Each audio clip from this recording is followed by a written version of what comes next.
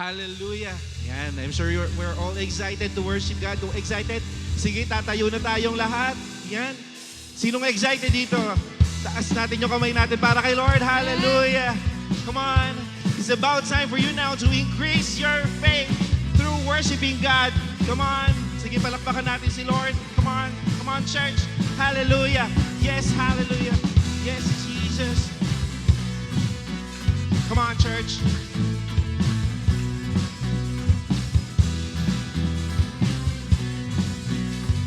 Come on. Come on, church, you sing. I'm reaching for the prize. I'm giving everything. I give my life for this. It's what I live for. Nothing will keep me from all that you have for me. You hold my head up high. I live for you. Greater is He. Greater is He that's living in me than he that is in the world. Babe, I can move the mountain. I can do all things through Christ. I know, babe, standing and believing. I can do all things through Christ who strengthens me. Yeah. Come on, church. You can do more, I know. Increase your faith. Come on. Come on, church. Sige lang, wag kang mahiya. You can do your best. Come on, you can sing. I'm reaching for the prize. I'm giving everything. I give my life for this. It's what I live for. Nothing will keep me from all that you have for me. You hold my head up high. I live for you. Greater is He that's living in me than he that is in the world. Babe, I can move the mountain. I can do all things through Christ. I know, babe, standing and believing. I can do all things through Christ who strengthens me. Yeah, babe, I can move the mountains. I can do all things through Christ. I know, babe, standing and believing. I can do all things through Christ who strengthens me. Yeah. Oh, Lord. Come on, church. Yes, you can do more. Increase your faith. It's about time to celebrate it. Increase your faith. Come on. Hallelujah. You can just shout the name of Jesus. Come on, you shout, you sing. Hallelujah. You can just sing now. Greater is He that's living in me than he that is in the world. Greater is He that's living in me than he that is in the world. Greater is He. Greater is He that's living in me than he that is in the world. Greater is He that's living in me than he that is in the world. Faith, I can move the mountains. I can do all things through Christ. I know, faith, steady and believing. I can do all things through Christ who strengthens me. Yeah, faith, I can move the mountains. I can do all things through Christ. I know, faith, standing and believing. I can do all things through Christ who strengthens me. Faith, I can move the mountains. I can do all things through Christ. Yes, I know, faith, steady and believing. I can do all things through Christ who strengthens me. Faith. Hallelujah. Praise you, O Lord. Thank you, Jesus. Hallelujah. Come on, church. Patuloy tayong lumubog sa presence ng Panginoon and let us invite the Holy Spirit to lead us. Once again, enjoyin mo yung presensya ng Panginoon. Patuloy mo siyang i-invite, i-allow na gumalaw sa kalagitnaan natin ngayon. Lord, we welcome your presence. Salamat, Lord, sa kalakasan. Salamat for this opportunity once again to bring back all the glory to your name. Hallelujah. Come on, begin to thank God. Begin to worship Him. Pwede mong itaas yung kamay mo at sambahin ang Panginoon sa lugar na ito. Come on, church. Give your best worship because He's the best God that we have. He deserves the best worship. Hallelujah. And right now, as you sing this song, pwede bang gawin mong panalangin ito ngayon sa puso mo? That Lord, give us a faith that can move mountains. Hallelujah. This is our prayer today, Lord. We need You in our lives.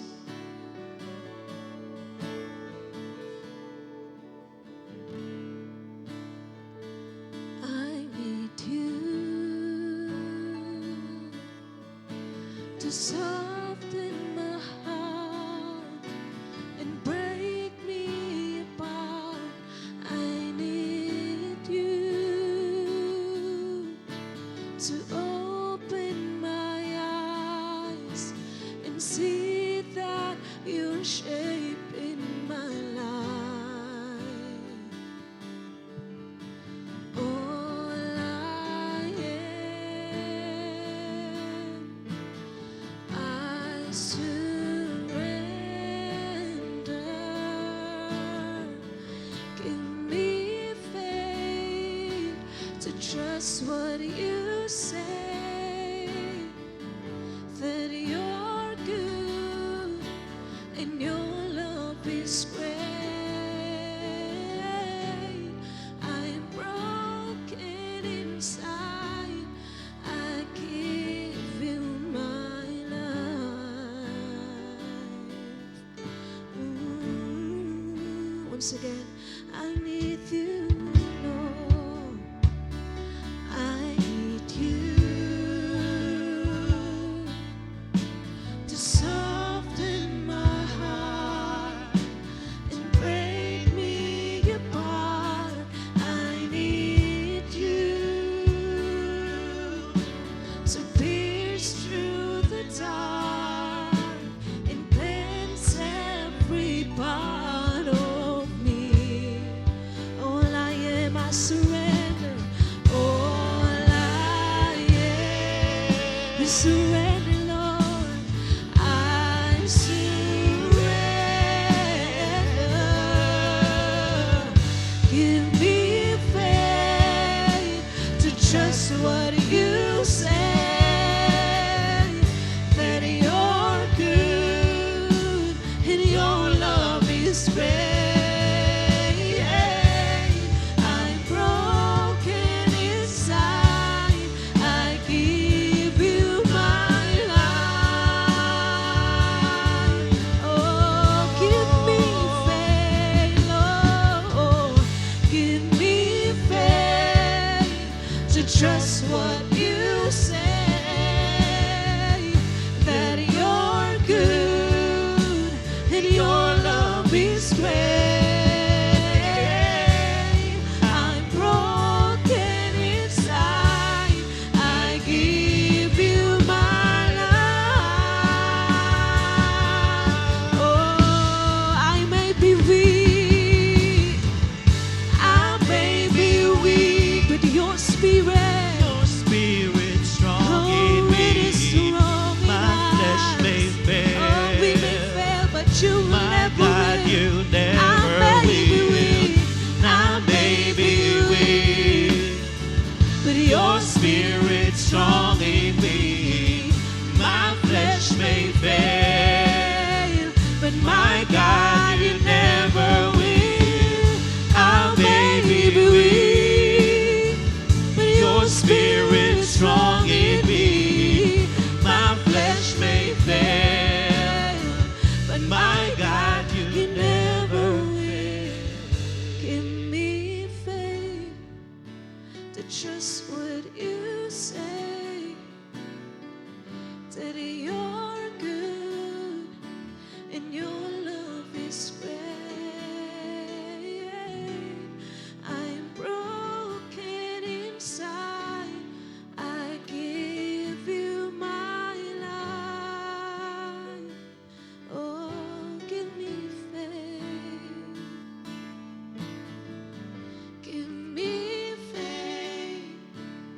just what you say, that you're good and your love is great.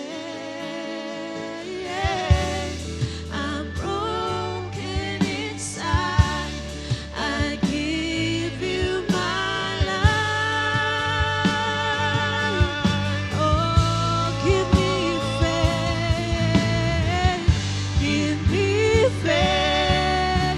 to trust what you say, that you're good and your love is great. I'm broken inside, I give you my life. Oh, Jesus. Oh, let faith arise in our hearts, God. We pray today. Let faith arise in our hearts to believe in your words, to stand firm in your words, Lord. Oh, we pray. Come on, we sing. Let faith arise. Oh, let faith arise. Let faith arise. Once again, let faith arise. God, this is our prayer. Let faith. Let faith arise. I lift my hands. I lift my hands to believe again. For you are my refuge, you are my strength. As I pour out my heart, these things I remember. You are faithful, God. Forever I lift my hands. I lift my hands to Oh, believe Jesus. again. You are my refuge. You are my strength. As I pour out my heart, these things I remember. You are faithful, God, forever. So let faith arise, let faith arise. Open my eyes, open my eyes. Let faith arise, let faith arise. Open my eyes, open, let faith arise, Let faith arise. Let faith arise. Open my eyes. Open my eyes. So let faith arise, let faith arise. Open my eyes, open my eyes. I lift my hands to believe again. For you are my refuge, you are my strength. As I pour out my heart, these things I remember. You are faithful, God. Once again, come on, let's sing. Forever. I lift my hands to believe again. You are my refuge, God. Come on, sing it out to the Lord. Refuge. You are Yes, my Jesus. We pour out our hearts to you. heart. Please We remember your promises. We remember your goodness, oh Jesus. Yes, yes, Lord. Yes, Lord. We remember your faithfulness. Salamat, Panginoon, sa mga salita mo na patuloy na bumubuhay sa amin. God, we thank you for everything. We thank you for everything, O Lord. We worship you once again in this house at patuloy na manahan ka sa bawat isa, Panginoon. Wala kang bibiguin na puso ngayon, Lord, na nag-e-expect sa iyo, God. That's why, God, we bring back all the glory to your name alone. The highest praises, the highest worship, sa iyo lamang po ito lahat. This is our prayer in Jesus' name. And everybody will say, Amen. Amen. Makakabot tayong lahat. Sound. Sino dito excited na magbigay? Amen. So before that, basahin po natin. Exodus 25:1-2. The Lord said to Moses, "Tell the Israelites to bring me an offering. You are to receive the offering for me from everyone whose heart prompts them to give." Sa Tagalog, sinabi ni Lord kay Moses, sabihin mo sa mga Israelita na magbigay ng offering sa akin, tanggapin mo ang offering ng buong puso nilang ibibigay sa akin. So, quick background lang po, context, dito sa binasa nating verse. So, this is a command to the Israelites about sa pagbibuild ng tabernacle. Okay? So, wherein they are to give their offering at dito na emphasize yung attitude ng giving nila. So, ngayon, ano ba yung matututunan natin dito sa attitude ng giving? Okay? Una, at ito na rin po ang huli, a willing attitude. Okay? So, our offering must be given willingly and with the heart. Okay? So, ibig sabihin, kapag nagbibigay tayo, every time nagbibigay tayo, nanggagaling sa puso natin. So, sa verse na binasa natin, hindi sinabi kung gaano kalaki o karami ang ibibigay nila. Pero, nakadepende yon sa generosity nila o kung paano nila ipapakita yung pagiging goodwill nila sa house of God. Okay? But the rule is, whoever is of a willing heart, let him bring. Okay? It was not to be tax imposed to them, diba? But a voluntary contribution. Okay? So, hindi to required na bawasan yung pera nila, pero willingly, magbibigay sila. Okay? Nakadepende sa kanila. So, ngayon, pansin ba natin, tama ba dito sa simbahan natin, no? Komportable tayo, meron tayong aircon, meron tayong magandang sound system, and hindi tayo nasa labas na naarawan, no? Diba? Amen ba? So, alam mo ba kung bakit? Kasi may mga taong willing na magbigay. Okay? So, sabi sa 2 Corinthians 9:7, whatever you give, you must give it cheerfully, not grudgingly, with reluctance, for God loves a cheerful giver. So, God loves a cheerful giver.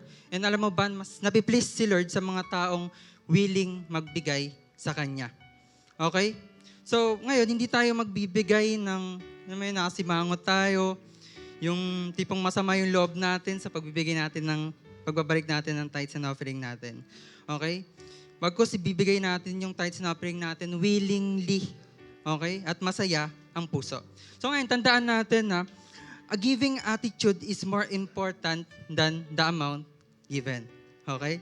So, sabihin, mas concerned si Lord kung ano yung attitude ng puso sa pagbibigay kaya sa dami o laki ng ibibigay natin sa Kanya. Okay? But syempre, take note din natin, doesn't mean na magbibigay na lang tayo ng bara-bara. Okay? Kasi di naman tumitingin si Lord sa amount di ba? Pero yung point natin dito is yung attitude natin in giving, di ba? Magbibigay tayo faithful tayo magbigay sa Kanya at willing. Okay? So ngayon, every time na magbabalik, magbibigay tayo kay Lord na merong willing heart to give, yung una dahil will ito ni Lord, and then, ito rin yung nagsisilbi na support sa church natin. Okay? So ngayon, kung gusto natin na tanggapin ni Lord yung offering natin, kailangan i-present natin to kay Lord ng may willing heart. Okay? So, ngayon, balik tayo sa context. Yung resulta, ang sabi sa Exodus 36:5, sinabi nila, ang dami ng offering na dinala ng mga tao at sobra pa, ito, sa pinapagawa ni Lord sa kanila. So the people responded so generously in bringing materials for the for the work that Moses asked them to stop giving. So galing na, sobrang dami ng generous at kawiling magbigay, 'di ba? Sumobra na ito at hindi na ma-contain. Okay? So sino dito gusto nandito sa church din natin, no? Na talagang alam mo umaapaw yung pagbibigay. So then if gusto natin 'yon, we should desire the attitude na willing magbigay. Okay, siguro quick testimony lang po, no? So sa mga di po nakakaalam, I'm a breadwinner. And since 2020, I decided din na mamuhay mag-isa. Dahil I believe yun yung way para mas mag-improve din tayo bilang isang lalaki. So, but all throughout, this made me very worried about the future to the point na naghigpit na ako sa pera. Merong times na halos tatlo yung kliyente ko kasi kailangan ko supportan ang pamilya ko, at the same time sarili ko, upa ko, lahat. Diba? So, but because of, kaya nangyari, result of that, naging consistent din ako sa pagbibigay. But, this last year, 2023, merong point sa buhay ko na sobrang stress ko na sa pagtatrabaho. Siyempre, sobrang worried mo na sa future mo. Tapos parang wala kang peace, ganun. Kasi parang sarili mo na lang yung binubuhay mo, di ba? So, there are times na dahil dalawa-dalawa trabaho ko, nag-lead ako dun sa dalawa, dumarating sa point na parang sobrang ako na-stress and gusto ko na rin mag-resign. So, lahat ng oras ko napunta ron, even yung life group, di na ako masyado napag-life group, yung life group ko din. And sometimes na-miss ako ng prayer works, even yung pag-gym. Then, I felt like a robot, yung parang lahat na lang ng gagawin mo sa buhay mo, naka-schedule na lang, parang ganun. But, these tough times, binago ni Lord yung puso ko sa pagbabalik. And this was also the turning point ng pagbibigay ko kay Lord. I decided to give all my worries, even my career, to God. And then, I promised to be faithful or consistent sa pagbibigay sa Kanya. So, nag-decide din ako na mag-quit sa second job ko. No? That surprisingly, God didn't let me leave my second job. And, to make the story short, diba, nagkaroon po ako ng makasama and then, pwede na ako mag-work anytime. So, but because of that, I realized na gusto ni Lord ma-experience yung mga ganung bagay para matuto ako magbalik sa Kanya. Diba, nabago yung pananaw ko pagdating sa pagbibigay. I realized that all those years din na lumipas, hindi rin nagkulang si Lord sa akin, even sa family ko. Diba, for me, makita natin na hindi man pera or material things yung balik, but I believe mas importante yung pagbabago ng aking puso. So ngayon, every time na magbabalik, mabigat man pero masaya, sarap sa pakiramdam kasi ano ba naman yung ibibigay natin kay Lord sa lahat ng ginawa niya sa atin, di ba? So, yung pera madali lang kitain yan, pero ako naniniwala, hindi matutumbasan ng pera yung pagbabago ng puso ng isang tao. Kaya naman, kung excited na po tayo, no? Lastly, I just want to encourage you all po na magbigay ng galing sa puso natin na may willing heart. Diba? Kasi unang-una, mahal natin si Lord at mahal natin ang ating simbahan. Sige po, tatayo po tayong lahat at habang nire-ready natin ang ating tithes and offering, ikaw mismo panalangin mo yung sobre na hawak mo. And let me pray for you. Heavenly Father, thank you for this day. Thank you sa opportunity na makapagbalik sa'yo. Thank you dahil naging faithful ka sa amin even though we are unfaithful. Yeah, Lord, ano ba naman yung ibibigay namin sa'yo sa lahat ng ginawa mo, O God. Lord, kaya sa mga magbabalik po, O God, ikaw yung mag-bless sa kanila. Let there be love, joy, and peace, O God, contentment sa family nila. And ganoon din sa mga hindi makapagbalik. O God, naway bless nyo nga po sila para mapagbalik sila next time. And Lord, ngayon, balik ko nga po lahat ng papuri, pasasalamat, pagsamba. Sa'yo lamang ang papuri, O God. In Jesus' name, Amen. Sige po, magbigay po tayo na may galak sa ating puso. Ayan, hallelujah! Thank you so much, Coach, for an inspiring giving testimony. Tunay ngang nakakamangha ang katapatan at pagkilos ng Panginoon sa ating buhay. Amen. And of course, Light Family, we are also grateful for your commitment and faithfulness in giving to our God. That's why we have multiple convenient ways to give our tithes, offerings, pledges, and first fruits. Tama ka dyan, partner, because we can send it through bank account, GCash number, and directly here sa ating church. And dahil dyan, let's give and give back with a cheerful heart. Ayan, blessed and grateful Sunday Light family. Tunay nga ngayong araw ay punong-puno ng pagpapala para makita ang bawat isa. Amen po ba? Amen. At bukod pa rito, talagang blessed na blessed tayo because today is First Sunday of March. Ayan, God is so great. Napaka-great niya dahil because of Him, nandito yung katabi mo ngayon. Ayan, pwede po bang palakpakan natin si Lord sa buhay ng katabi natin right now?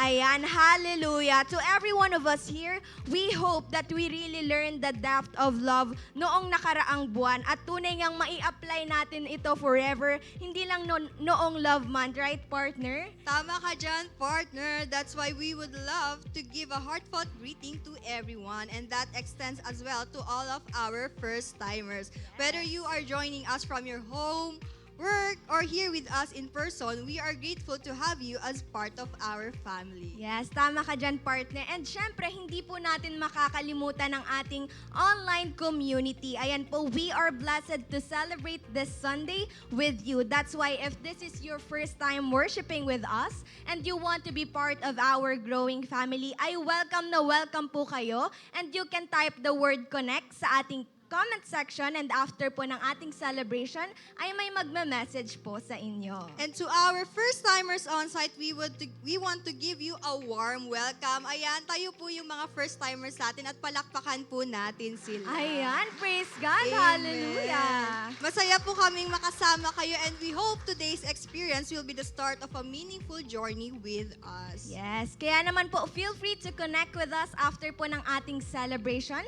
and huwag po tayong aalis agad-agad sa mga first-timers po natin because may kakausap po sa atin. Saglit na saglit lang naman po sa ating consolidation area. Again, to all our new friends and first-timers, mapa-team online or team on-site ka man, we're blessed to worship the King with you. Amen. At dahil nga blessed tayo to celebrate together today, let's take this moment to greet everyone around as we proceed to our Light 60! Ayan po, pwede po bang anyayahan ng bawat isa na tumayo? Ayan, let us grab this opportunity po to have a quick kamustahan sa mga kasama natin sa loob ng simbahan. Ayan, we can greet them, do a fist bump, handshakes, take pictures, and more. So, the timer starts now. Ayan po, sige, ikot po tayo ng buong hall. Kilalanin po natin especially yung mga first-timers and yung hindi pa po natin kilala sa loob ng simbahan. Ayan, nakakatuwang makita ang masasayang faces nila, partner, no? Yes, partner. And to our online community, pwede po kayo mag-send ng mga heart emojis or fire emojis sa ating comment section. Yes, you can also mention your friends, your family. Ayan po yung mga kakilala natin para mai-extend po natin ang pagpapala at pagmamahal ng Panginoon ngayong Sunday. Ayan, we have 25 more seconds. Sige po, sulitin po natin ang pag-ikot. Ayan. Grabe, nakakatuwa, partner. Talagang Yes, may umiikot. partner. Sige po, kilalanin po natin yung mga hindi pa po natin kilala. Pwede po tayong mag-pictures. Ayan, may nakikita akong mga nagpe-pictures dyan. And then, i-post po natin sa Facebook, right? Sa ating social medias. Ayan. Light family, 60 seconds is now over. Pwede na po tayong makaupong lahat. Nakakahawa ang saya sa mga mukha nila, right, partner? Yes, partner. Kaya naman po, pwede po bang palakpakan ulit natin si Lord sa buhay ng bawat isa? Ayan, praise God. And this time naman po, we will proceed about the latest happenings to our church. So, to stay connected, we will proceed to our Light News. Unang-una na nga po dyan ay ang ating Light Retreat. We will be having our Light Retreat preparation this coming March 23, 2024, Saturday at Light Church. And syempre, kaya may Light Retreat preparation tayo, mayroon tayong pinaghahandaang Light Retreat Batch 43. Ayan, palakpakan po natin si Lord. Grabe. Ayan, this coming March 28, Thursday, 6 p.m. to 9 p.m. and March 29, Friday 7 a.m. to 9 p.m. po ito gaganapin. Yes po, ito po ay 2 days event and you don't have to worry about sa araw po dahil ito po ay holidays. Monday, Thursday, and Good Friday po ito. And for registration fee po, it is 700 pesos. And of course, dito po yan sa ating church gaganapin. Reminder na ang lahat na magre-retreat ay kinakailangan pong umattend sa light preparation for some important instructions and information. Again, no light retreat preparation, no light retreat policy po tayo. And that's all for our light news. For more questions, details, and inquiries, you may contact your network leader or your mentor. Ayan, thank you so much, partner. And this time naman po to stay reminded, we have our Light Reminders. Ayan po, unang-una na nga po ay para sa ating mga mommies, daddies, or guardians na may kasamang kids or children po every Sunday. Please make sure po na wala silang ubo, lagnat, or sakit po bago po natin sila dalhin sa ating kids room para maiwasan po natin ang hawaan ng sakit sa kids. And also, please make sure din po na kung sino po ang maghahatid sa kanila sa kids room ay sila rin po ang magsusundo pag uuwi na. And for our next reminder, pwede na po nating ilagay sa silent mode ang ating mga devices to keep us focused as we hear God's Word today. Thank you so much po for your cooperation. Also, if you have your notes, pens, and Bibles with you, pwede nyo po itong gamitin to take notes sa Word of God. Ayan, thank you so much, partner. And lastly naman po for our online community, today po is our communion day, kaya po to be ready, you can prepare po ang ating communion elements which are bread and juice po. And that's all for our reminders. Kaya naman, Light Family, are we still excited? Amen. Amen. If we are excited to be inspired, enlightened, and uplifted, let us open our hearts and minds because To deliver the Word of God, let us all welcome Pastor Alvin Madronio. Good morning. Good morning po. Sabi mo sa sarili mo, good morning. Yan, 'di ba? Para ka lang may sinabihan mo 'yung sarili mo. Sabi mo sa katabi mo, good morning, partner. Yan. Baka nagtatampo siya sa'yo, ka-churchmate mo siya, di mo siya pinapansin. Di ba naman to, Christian pa naman, di ako pinapansin. Di ba? At least ngayon pinansin mo na siya. Tanungin mo na rin yung pangalan. Sabi mo, anong pangalan mo? Yan. Tapos libre mo na rin ako mamaya. Okay, good morning po sa bawat isa sa atin. Pwede ba natin palakpakan si Lord? Yung the best para kay Lord. Come on. Hallelujah. So today, ito yung first Sunday natin. Tama po ba ng month na to? Amen? So napakabilis ng panahon. Kaka-exchange gift lang natin pero March na uli. Sabi mo sa kanya, Merry Christmas. Okay. Okay, so tama naman, di ba? Napakabilis talaga ng panahon. Sabi nga nila, pinakamabagal lang daw na buwan ay January. Di ba? Kasi kasama na doon na nagpa-fasting ka, gusto mo mabilis yung oras doon. Tama ba? But anyways, okay, natapos tayo sa Love Month. Sabi mo nga, love. Okay, natapos tayo sa Love Month natin nung February. Ang katabi mo, excited dyan kapag February. Okay, sobrang tumitibok yung puso niya. Tignan mo, nakabakat yung puso niya ngayon.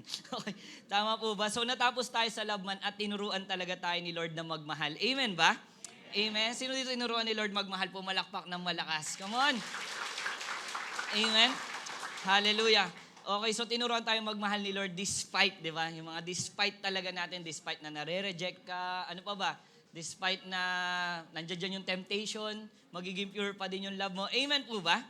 Amen. Sobrang, ang sarap lang matutunan nun, hindi lang tayo nag-aral about love, kung paano mo mamahalan yung katabi. Pero even yung mga, alam mo yung mga contrast, tama ba? Amen po ba?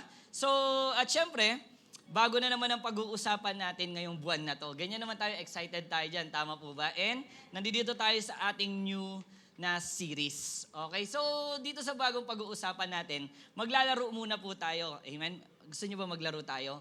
Kasi mag-aano po tayo ngayon, tatakbo po tayo sa labas. Okay? Okay? So, yung mauuna po dito, yung unang masisave. Mga ganon, 10 lang po. Okay? So, maglalaro po tayo ngayon. So, tayo mga Pilipino, mahilig tayong maglaro. Tama po ba? Ewan ko na lang yung iba. Tama. Kaming mga introvert, bihira po kami maglaro eh. Mga ganyan. Mga introvert. Joke lang, hindi po ako introvert. Okay.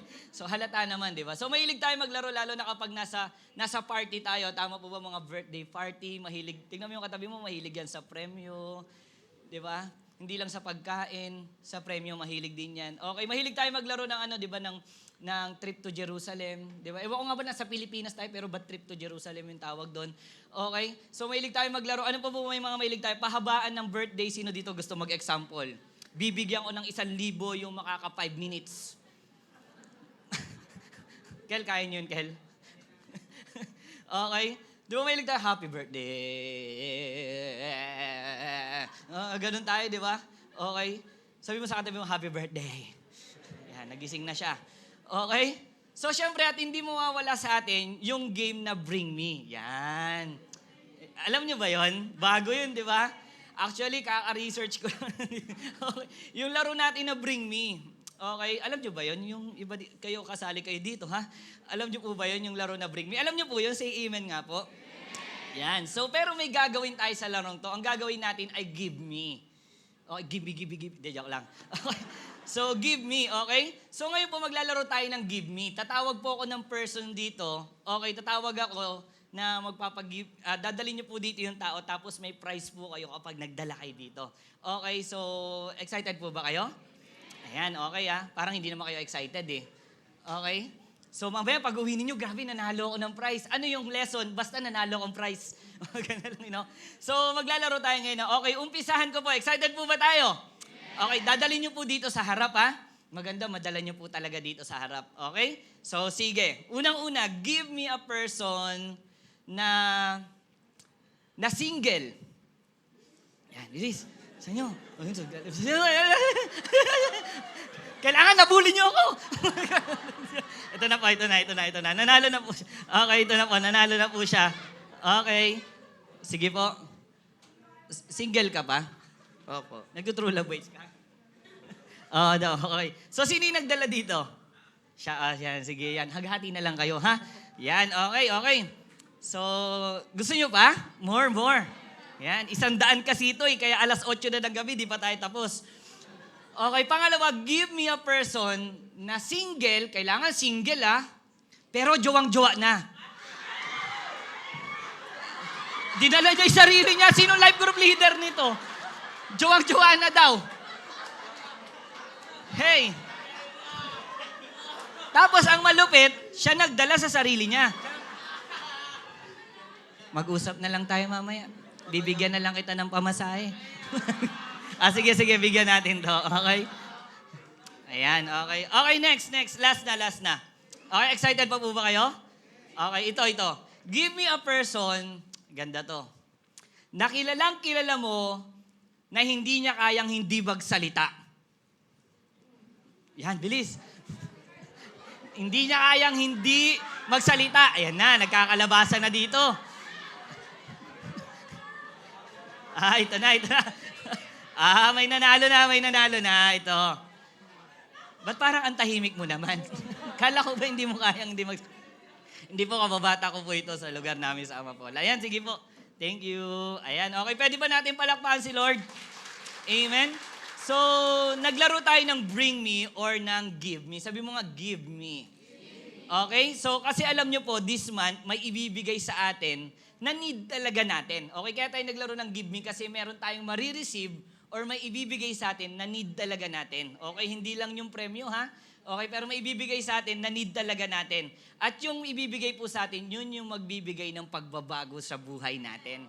Amen? Pwede ba natin palakpakan si Lord? Amen? So, for our series, for this month, okay, ang series po natin ngayong month na to, excited po ba tayo? Yes. Ang series po natin ngayon is, Give Me Jesus. Amen? Pwede ba natin palakpakan si God? Hallelujah. Totoo, no? Tama po ba? Totoo kapag na-receive ng isang tao, na-receive niya ang Panginoong Yesus, at nanampalataya siya kay Jesus, ayun ang totoong magbibigay ng pagbabago sa buhay niya. Amen? Lahat tayo dito, amen po ba? Nung na-receive natin si Lord. Amen? Yun talaga yung totoong nagbabago sa buhay natin. Para magets natin, tatayo po tayong lahat. Babasahin po natin yung text natin in the book of Mark. Yan, sabi dito, chapter 5, verse 25 to 34. Sige po, basahin natin in 1, 2, 3, go.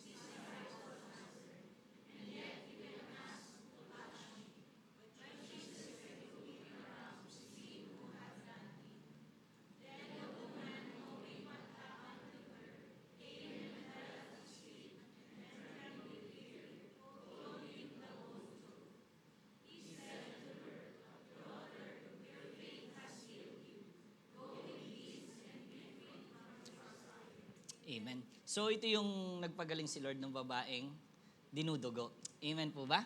So sige, bago natin pag-usapan, manalangin muna po tayo. Let's pray. Lord, maraming salamat po sa umagang to, sa araw na to, sa pinagkaloob mo sa amin, Panginoon, na desire upang magsimba. And truly, God, kaya kami nandito kasi binago mo na kami. And truly, kasi nakakaranas talaga kami sa iyo ng pagbabago, Lord God, ng kaginhawaan, ng mga miracles. That's why, God, today, Lord God, mas lalo nyo kami pagpalain. Alam mo, Lord, mas lalo lumago yung pananampalataya namin at pagmamahal namin sa iyo.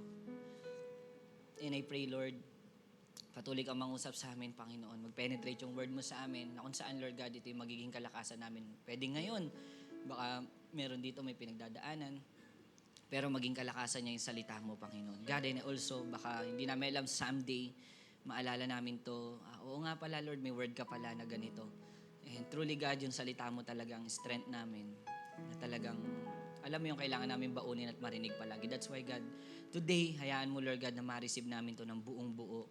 At Lord God, naniniwala naman ako na matagal mo nang hinain to, nakakainin ng spiritual na katawan namin, para Lord, mas lalo kaming tumindi sa pananampalataya namin para sa lahat ng aming pinagdadaanan. Maraming salamat po, pagpalain nyo kami ngayong araw na to.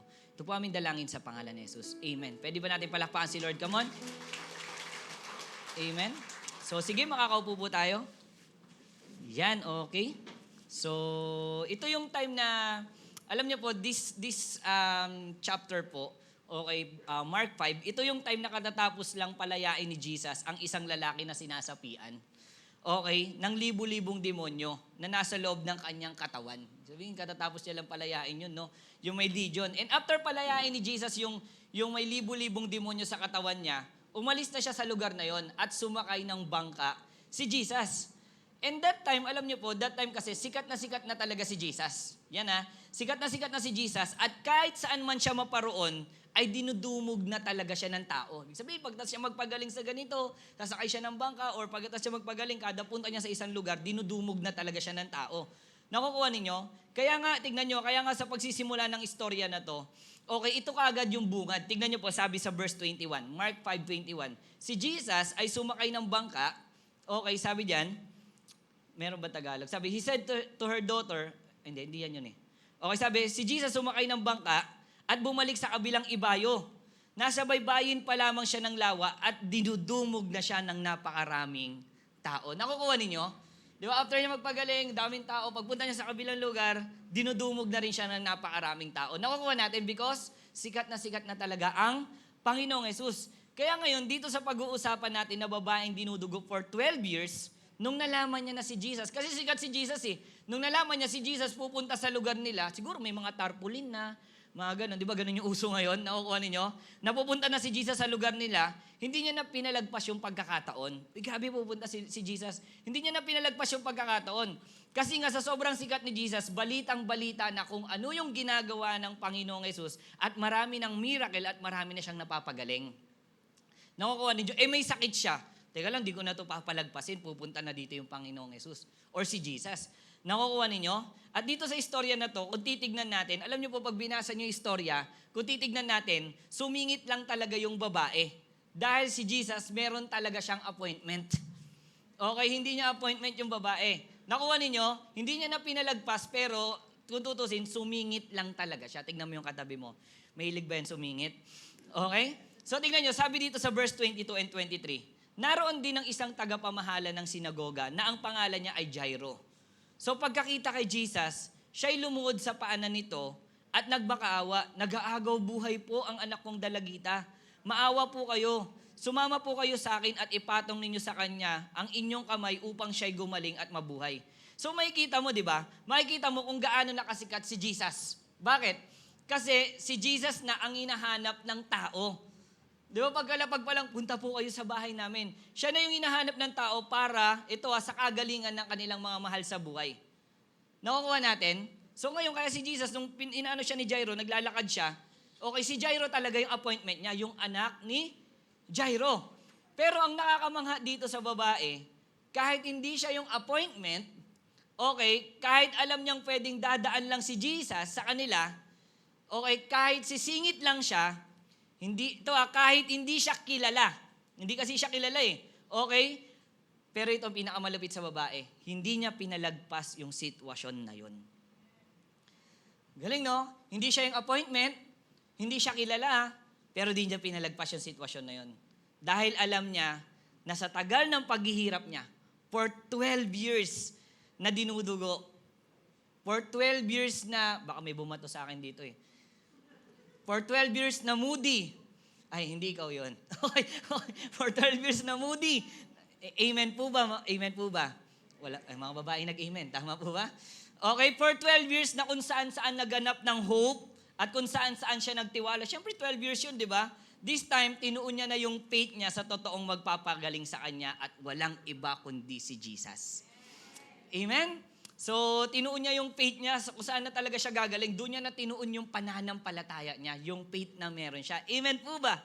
Amen. That's why ito po. Okay, this time, pag-uusapan natin, ito po yung title natin. Ang title po natin is, Give Me Faith, Settled Trust. Amen? Pwede ba natin palakpakan si Lord? Bakit settled trust? Bakit settled trust? Di ba kapag sinabi mong may faith ka, settled yung trust mo doon. Nakuha mo, settled yung tiwala mo doon. Buong-buo yung tiwala mo. Pag sinabi mo may faith ka, settled yung trust mo. Okay, kaya ngayon pag-usapan natin, how did the woman show settled trust in Jesus? Paano niya pinakita yung faith niya kay Lord? Okay? Paano niya pinakita na settled yung trust niya sa Panginoong Hesus nung babae? Amen po ba? So unang-una, ganito niya lang pinakita yung settled trust niya kay Jesus. Number 1, by giving effort to come to Jesus. By giving effort to come to Jesus. Okay, alam niyo ba yung word na came doon? Sabi mo, came. In Greek nito is erkomai. Okay, erkomai means is to go or to came or to come. Okay, yun yung ibig sabihin doon. Okay, sabi sa verse, di ba, when she heard about Jesus, she came up. Okay, she came up behind him in the crowd and touched his cloak. So yung came doon, ibig sabihin is to go or to come. Tapos yung word na came po dyan, okay, in Merriam-Webster po, is to move closer to. Nakukuha ninyo, to move closer. Tama po ba? So pinapakita na yung effort na ginawa ng babae sa paglapit kay Lord ay talagang lumapit siya. To move closer. Okay, kaya nga ang sabi na hawakan talaga niya yung laylayan ng damit ni Jesus eh. Kasi nag-go talaga siya, nag-come talaga siya, tapos nag-move closer talaga siya. Nakukuha po ninyo? Talaga nakalapit siya kay Jesus. Amen po ba? Nag-effort siya na lumapit kay Jesus. Nakukuha po natin. So pero, honestly po, ayon sa pag-aaral, ang ganda no? Pag binasa mo, dumating si Jesus, tapos lumapit siya. Kala natin lumapit lang siya ng ganun-ganun. Tama po ba? Honestly po sa pag-aaral, napakahirap ng sitwasyon ng babae para lumapit kay Jesus. Nababasa mo sa Bible, lumapit lang siya at gumaling siya. Pero kung titignan niyo po, napakahirap po ng sitwasyon ng babae. Sa paglapit niya kay Lord, paano ko nasabi? Unang-una because, okay, there were so many people. Napakaraming tao. Tama po ba? Bibili ka nga lang ng Jayco, haba ng pila, ayaw mo na eh. Di ba may mga pumila ba sa inyo dito? Okay? Ayaw mo na, sabi doon sa verse 22, sumama naman si Jesus, ngunit sumama si Jesus kay Jairo. Pero sabi dito, ngunit sumunod din sa kanya ang napakaraming tao. Kaya halos maipit na siya. Kita mo si Jesus naiipit pa, tapos didikit ka pa kay Jesus. Ang hirap, tama po ba? Okay? So the crowd is obstacle para sa kanya. Obstacle ito. Una, bakit obstacle sa kanya yung mga tao? Una, dahil sa dami nito, hindi niya alam paano siya sisingit at makakalapit kay Jesus. Amen. Napakahirap nang lumapit kay Lord kasi napakaraming tao. Pangalawa, ito po talaga. Pangalawa, dahil bawal siyang dumikit sa mga tao dahil madumi siya. Okay? Bawal siyang dumikit sa mga tao dahil madumi siya. Porkit 12 years na siyang dinudugo, madumi na po ba siya? Hindi po. Ito po kasi yan. Because according po sa Jewish law, sa law po nila ganito, kapag may hemorrhage or may dalaw ang babae, tinuturing silang madumi. Nakukuha nyo na po. Tinuturing sila na madumi. Pag sinabi mong madumi, hindi siya pwedeng madikitan kasi ang madidikitan niya ay magiging madumi din. Ganyan po noon. Nakukuha ninyo? Pag may hemorrhage ang babae, kapag may dalaw siya, bawal siyang dikitan. Or bawal din siyang humawak kasi magiging marumi yung hahawakan niya. So paano ko nasabi? Tingnan niyo po. Punta tayo ng Old Testament. Leviticus chapter 15 verse 19. Sabi po dito, ang sino mang babaeng nireregla, okay, ay 7 araw na ituturing na marumi. Ituturing ding marumi hanggang gabi ang makakahawak sa kanya. Nakukuha ninyo? Di ba kapag may nakahawak sa kanya or nahawakan niya, magiging madumi din. So hindi talaga pwedeng dumikit kasi marumi siya. Kailangan yung lumayo or dahil kilala tong babae. Tama po ba? Kilala to. Ito yung 12 years. Kailangan niyang lumayo at pwedeng or maybe nilalayuan na rin siya. O yan na si 12 years. Next year, pangalan niya 13 na. Nakuha niyo, kilala na siya. Okay? So, at alam niyo ba bakit mahirap? Okay, hindi lang siya hindi pwedeng dumikit sa mga tao. Ito pa, kasi hindi lang ito bilin. Hindi ka pwedeng dumikit kasi marumi ka. Hindi lang po siya bilin. Alam niyo kung ano po sa kanila to? Batas. Mahirap lumabag sa batas. Tama po ba? Hindi lang siya bilin, kundi batas. Okay? At hindi simpleng 3 days lang. Or 4 days, or 5 days. Bahala kayo kung ilang araw kayo. Okay? Sa kanya po, 12 years. 12 years nga malala. 12 days nga malala na eh. 12 years pa. Tama pa? Kaya nga sabi ng commentaries, dahil alam niyang, itignan mo dahil alam niyang bawal siyang lumapit at lalayuan siya, alam nung babae. Ang ginawa daw ng babae sa paglapit niya kay Lord, unti-unti daw siyang lumapit para hindi mahalata. Nakuha ninyo, baka nakahood to. Uso sa kanila yun, di ba? Nakabalot. Mga ganun. Hindi talaga siya nagpakilala. It means, dahil sa desperation niya, kaya hindi niya pinalagpas ang pagkakataon. Tingnan mo, dahil sa desperation niya, nag-effort na siya kasi nakita na niya, ito na yung magpapagaling talaga sa akin. Walang iba kundi si Jesus. Grabe no, kita si Jesus, effort na ako, daming tao. Tapos marumi pa ako eh. Pero hindi na siya nag-ano doon. Tama po ba? Hindi ko napapalagpasin to. Amen? Nung nabalitaan niya, okay, nabalitaan at nakita niya si Jesus, settled yung trust niya sa Panginoong Jesus na si Jesus yung kailangan niya at pure sa pinagdadaanan niya. Amen po ba? Amen. So makikita mo, hindi talaga madali kasi napakaraming tao. Pangalawa, letter B, kaya hindi madali because, sabi dito, she is sick. Sabi dun sa Mark, tingnan mo, verse 26.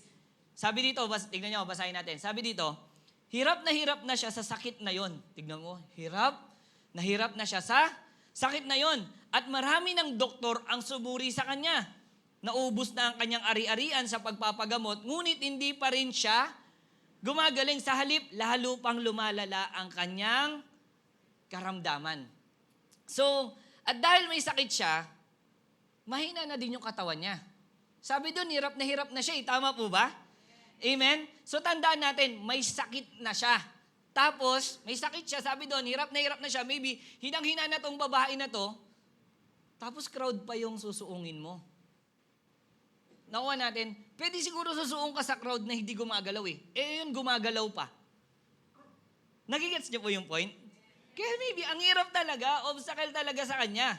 Ang sabi, tandaan nyo, hindi simpleng menstruation lang. Ang sabi sa verse, lalo pang lumala yung kanyang karamdaman.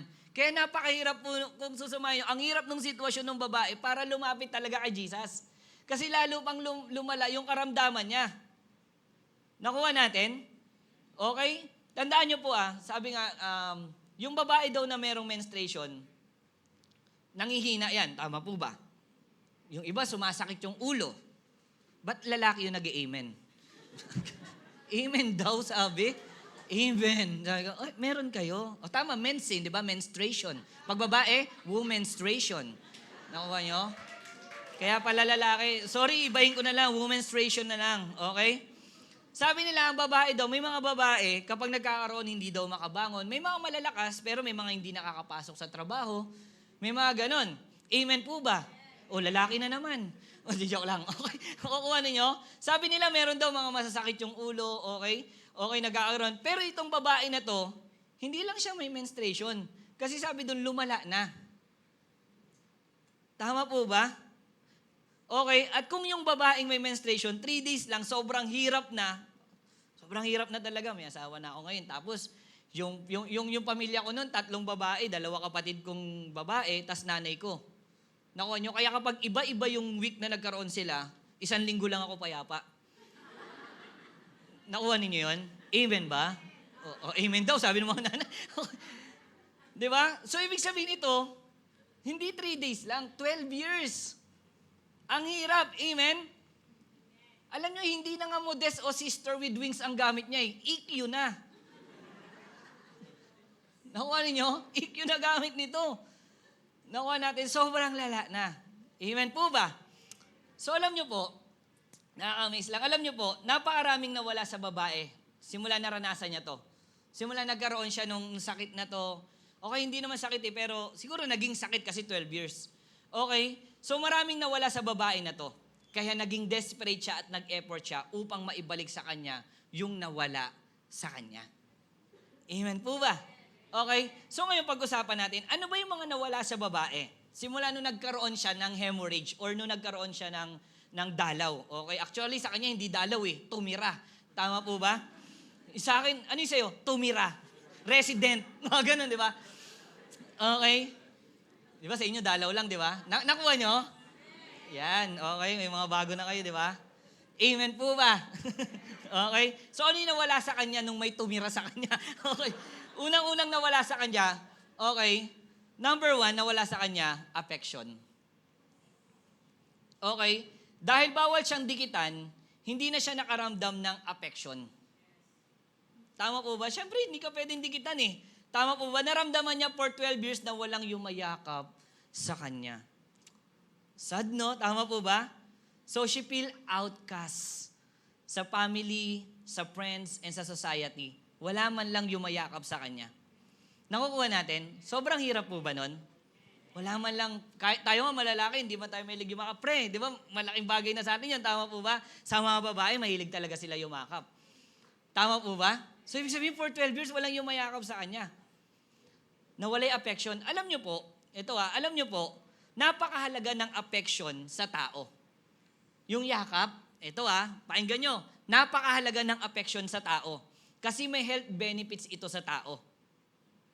Bigyan ko po kayo ng 5. Okay, 5 surprising health benefits of affection.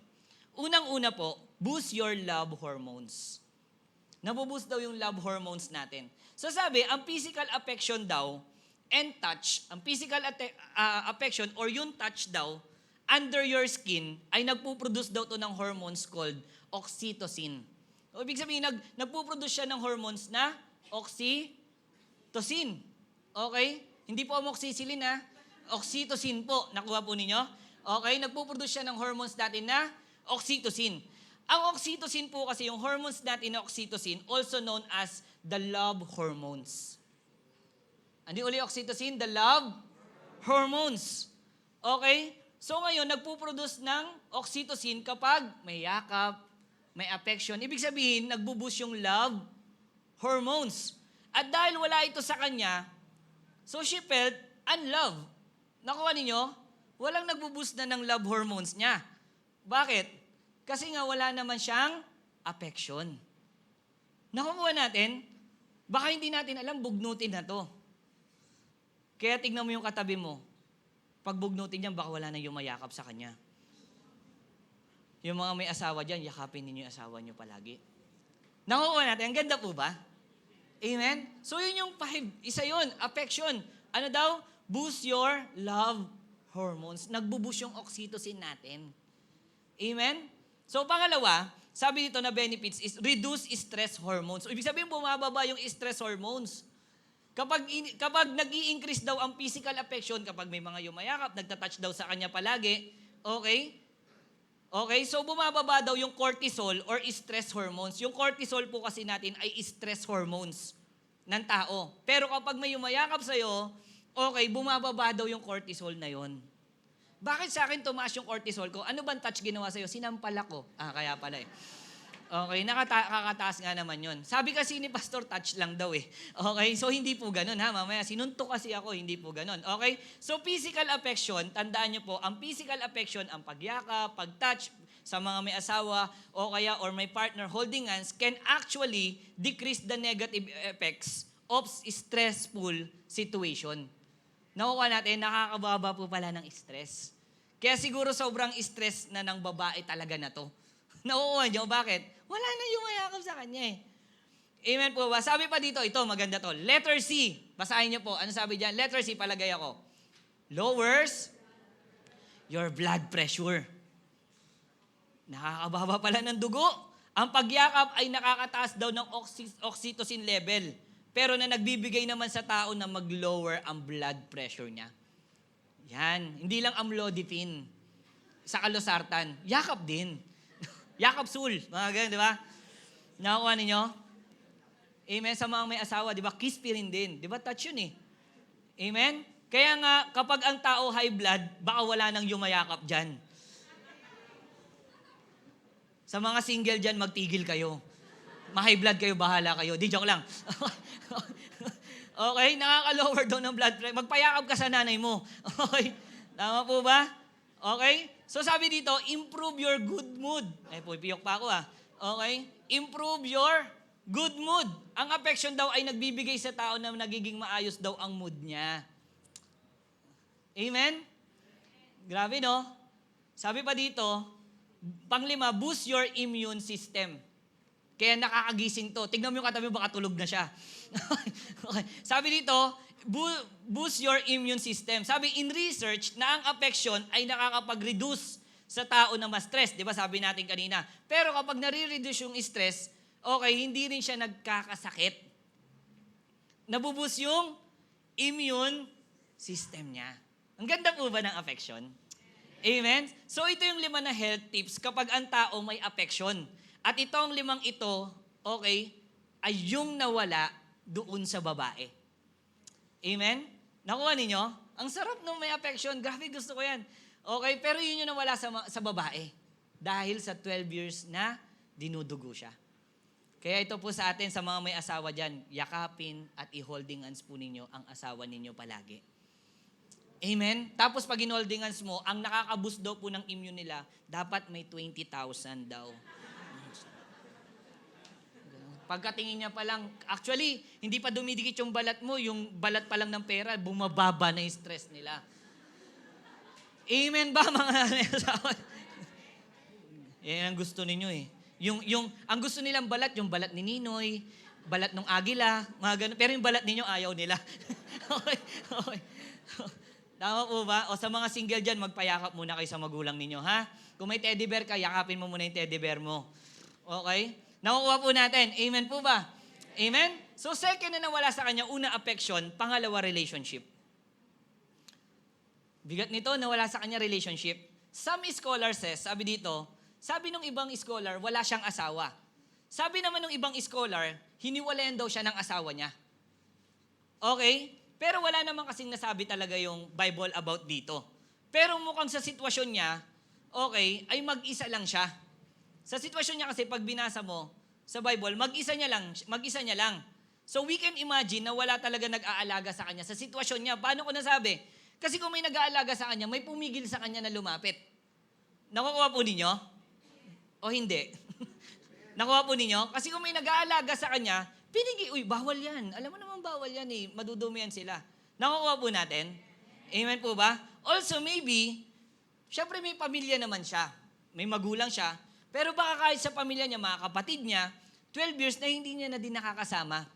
Pwede nakikita sila, hi, gano'n na lang. Tama po ba? Pero di siya matikitan. 12 years. Okay, na kahit, tingnan mo baka kahit ikaw yung kaibigan niya at gusto mo siyang damayan, hindi mo magagawa. Bakit? Kasi pinagbabawal nga sa tradisyon nila at sa batas nila. Bigat, tama po ba? So kaya dahil sa sakit niya, even relationship ay halos nawala talaga sa kanya. Mabigat po ba? Sabi no? So yun yung mga nawala sa kanya. Unang-una, affection. Pangalawa, relationship. Pangatlo, spiritual life. Even spiritual life. Bakit pati spiritual life? Dahil nga unclean siya, okay, dahil sa sakit niya, hindi siya pwedeng pumasok sa synagogue. Okay, hindi siya pwedeng pumasok sa synagogue. Kung sa panahon natin to, means hindi ka pwedeng mag-church. Parang gusto yun ng katabi mo Uy, pwede pala yun. Sa panahon po nila yun. Okay? So, ibig sabihin, even spiritual life niya, nag-decrease for 12 years, di ka nakakarinig. Tama po ba? For 12 years, di ka nakapasok ng church. Wala kang life group. Wala pa pong online nun. Nakuha ninyo? Amen? Hindi siya nakapunta. Sabihin, bagsak na bagsak pati spiritual life niya. At pang-apat, treasure.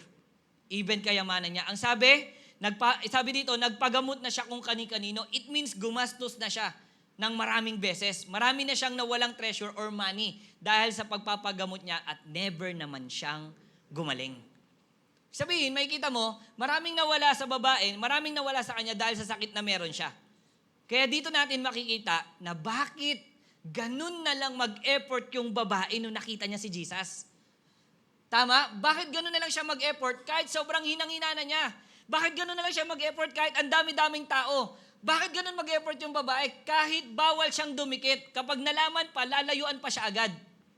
Tama po ba? Amen? Pero nung ginawa ng babae, nag-effort siya, okay, at nag-focus lang siya. Bakit? Kasi settled yung trust at faith na meron siya. Amen? Grabe, no? Oo, mahina ako.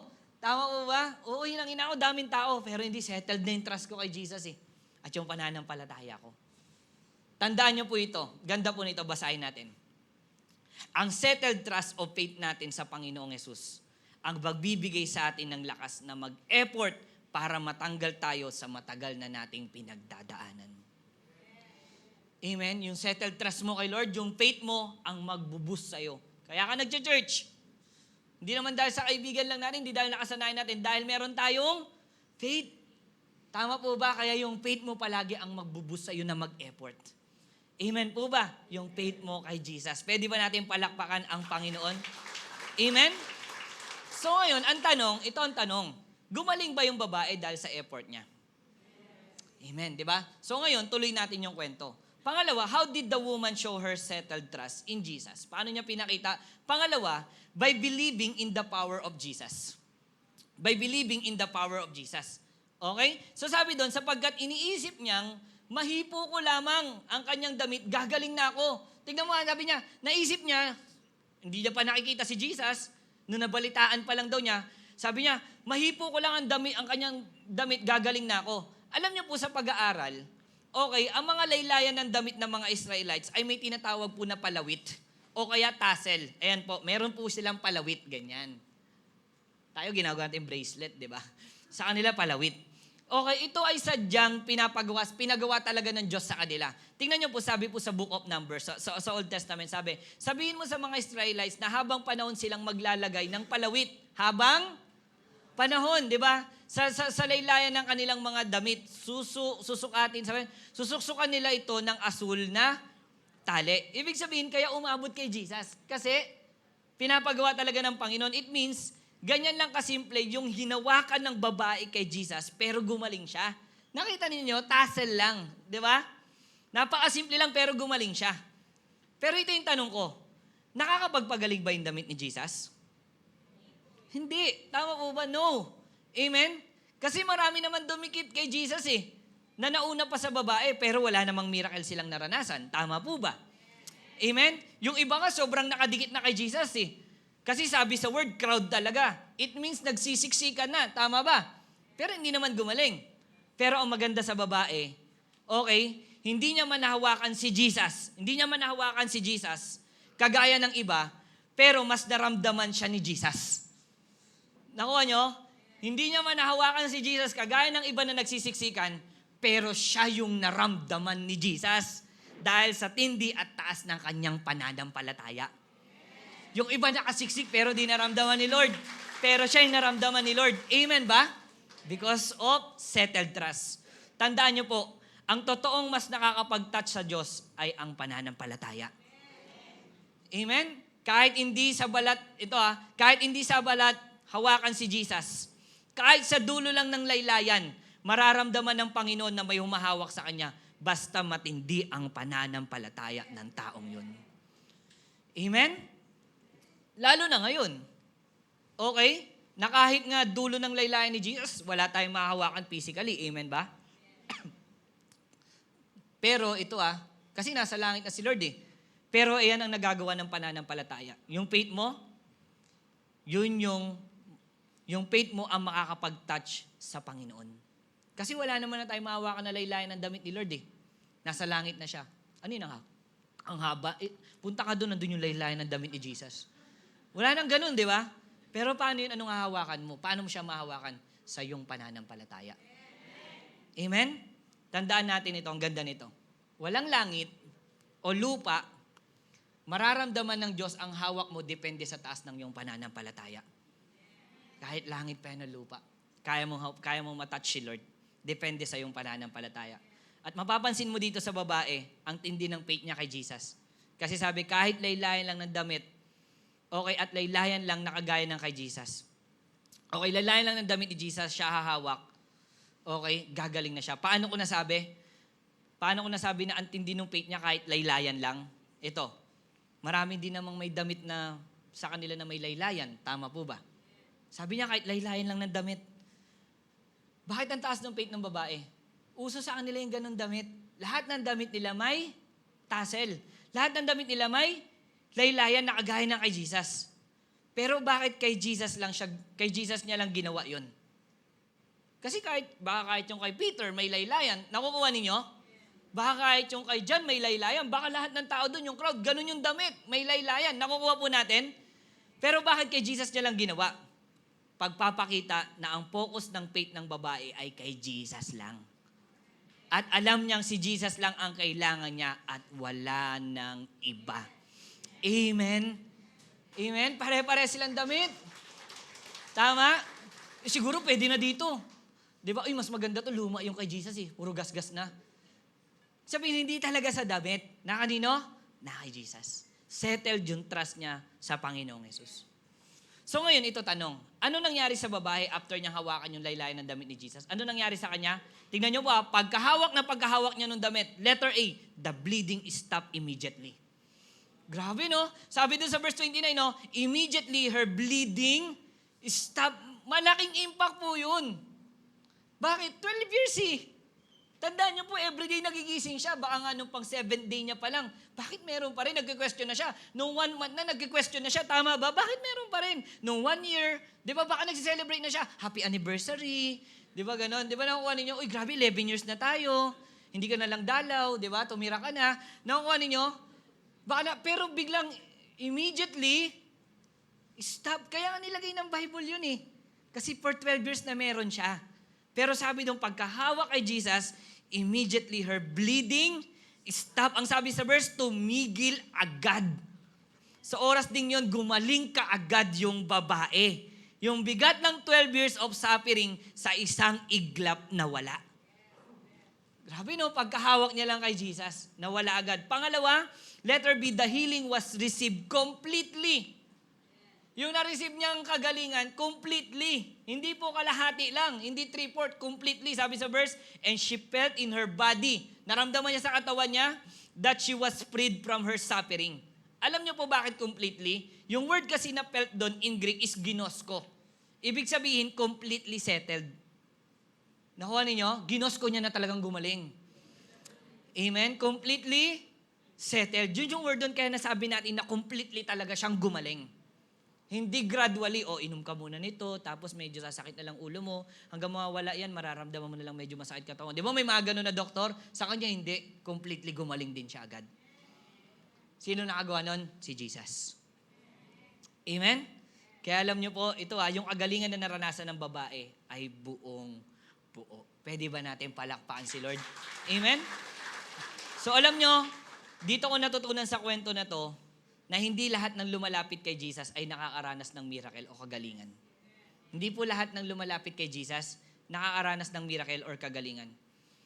Okay? Pwede pala nating tanungin ang sarili natin minsan to check, bakit kaya kahit malapit ako kay Lord walang miracle? Nasabi mo ba yun?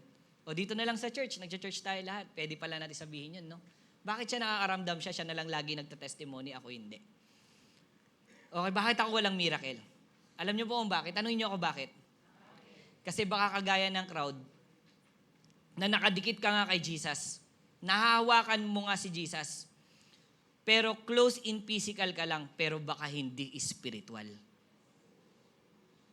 Nakuha niyo? Yung crowd close sila physical kay Lord, pero baka hindi spiritual. Possible pala na sinasabi natin, kilala natin si Jesus. Nakuha mo? At sinasabi natin, mahal natin si Lord at may faith tayo. Pero baka close lang tayo mentally, but not close spiritually. Grabe no? Tandaan, kaya gumaling yung babae, inisip niya lang. Pero ito yung inisip niyang gawin, ginawa niya. Sarap no? Yung inisip niyang gawin, ginawa niya. Sabi sa verse 28, for she said, sabi niya, di ba? Sabi niya, if I may touch but his clothes, I shall be whole. Sabi niya ganun, iniisip niya pa lang Guro, pag nahawakan ko talaga yung laylayan ng damit ni Lord, gagaling na ako. Iniisip niya pa lang. Dito sa verse, parang sinasabi pa lang ng utak niya. Pero maganda doon sa babae, gumaling siya. Okay, hindi niya pinanatili sa utak niya. Okay? O hanggang sabi lang, kundi nilagyan niya ng action yung faith na meron siya. Di ba? Hindi sa utak lang. Siguro, di ba madalas kasi ganun tayo, di ba? Ganito gawin ko, ganito. Puro utak lang Nakukuha natin. Pero siya hindi sa utak, hindi niya pinanatili sa utak niya. Kinilusan niya. Yung action na meron, yung faith na meron siya, inactionan niya. Tandaan po natin, mas natatouch si Lord sa gawa kesa sa ngawa. Nakukuha mo? Mas natatouch si Lord saan? Sa gawa kesa sa?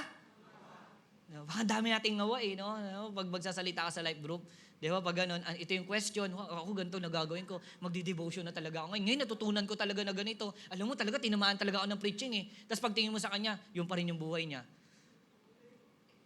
Nakukuha niyo? Tingnan mo yung katabi mo. Mabait na yan. Di ba? Tapos pag ganyan naman, grabe, iyak talaga siya. Oh! Puro ngawa yan. Tapos sasabihin niya, Pas, talaga, alam mo, tinamaan talaga ako ng preaching, grabe talaga. Pero anong problema? Nasa utak lang, nasa salita lang, pero walang action. Amen po ba? Mas natatouch si Lord sa gawa kesa sa ngawa. Gumawa ba siya kay Lord? Sabi niya, Lord, mahawakan lang kita, manda ka. Nakuha natin, kala mo kahit maraming tao, kaya kitang lapitan, sabihin ko lang didikitan kita, maglalisa niya mga, nila marumi yan Di ba? Welcome! Tatubukan siguro yung mga no? Nakuha ninyo, nagigets nyo? Tama ba? Pero hindi siya nagganon Nasa isip niya pero inaksyonan niya. Amen po ba? Hindi natin matatouch si Lord sa sasabihin nating may faith tayo pero wala namang action. May faith din ako. Alam mo, love ko rin si Lord. Mga ganun ka pa kay Lord, no? Hindi natin natatouch si Lord kahit sabihin nating mahal natin siya pero hindi naman nakikita sa buhay natin. Alam mo, love na love ko talaga si Lord. Diba? Pero di naman nakikita sa buhay mo. Hindi rin po. Kahit sabi mong love na love mo pa siya, pero di naman nakikita. Ang kapangyarihan ng Diyos ay mararanasan ng taong yung sinasabi niya ay ginagawa niya. Amen? Grabe no? Kaya nga tanong ko, alam nyo kung sino yung taong kikilusan ng pananampalataya? Alam nyo sino yung tao dito sa church natin ngayon? Yung kikilusan niya, yung faith na meron siya. Alam nyo sino po yun? Yung naniniwala na makapangyarihan ng Diyos. Amen? Yung naniniwala siya na powerful talaga ang Panginoon. At yung naniniwala na makapangyarihan ng Diyos, okay, kung naniniwala ka at yung taong naniniwala na makapangyarihan ng Diyos, ang totoong nananampalataya. Hindi ka kasi mananampalataya hanggat di ka naniniwalang powerful si Diyos Ang Diyos Amen po ba? At yung nananampalataya, tandaan mo, ang totoong makakatouch talaga kay Lord. Yung taong nananampalataya, ang totoong nakakatouch kay Lord. Kaya yung babae, gumaling kasi na-touch niya ang damit ni Jesus. Pero kaya siya gumaling kasi ang totoong na-touch niya ay si Jesus dahil sa pananampalataya niya. Amen? Oo, na-touch niya yung damit. Uy, okay na. Di ba? Yung katabi niya nga, buong-buo pa yung pagka-touch Okay? Na-touch niya yung damit, pero ang totoong na-touch niya si Jesus. Tandaan natin, ang pananampalataya ang totoong magbibigay sa atin ng paglaya.